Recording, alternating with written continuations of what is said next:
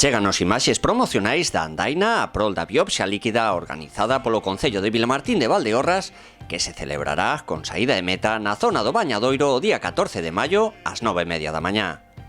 O evento consiste nunha andaina non competitiva coa finalidade de colaborar coa causa de Oncomet. Trátase dun proxecto de investigación que necesita recadar todas aquelas aportacións para levar a cabo a identificación de novos marcadores que permitan nun futuro aos oncólogos facer unha terapia máis personalizada e eficaz para os enfermos con distintos tipos de tumores. Para desenvolver este proxecto necesítase a adquisición de equipos especializados e persoal cualificado para análise das mostras. A posibilidade de estudar a biopsia líquida axudará aos oncólogos en distintas fases da enfermidade.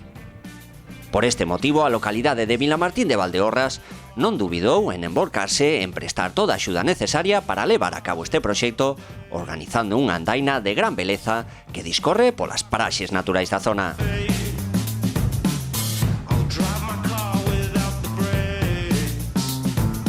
Soy Eva Arias, concejala de Deportes del Ayuntamiento de Vilamartín de Valdeorras.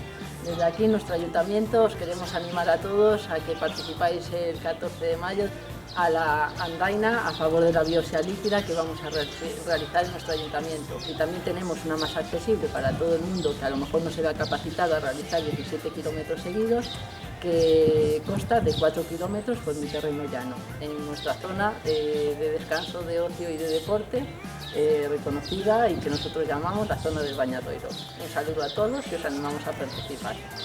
Os esperamos entonces en Villamartín el día 14 de mayo a que visitéis una de las rutas más bonitas que hay por toda esta zona.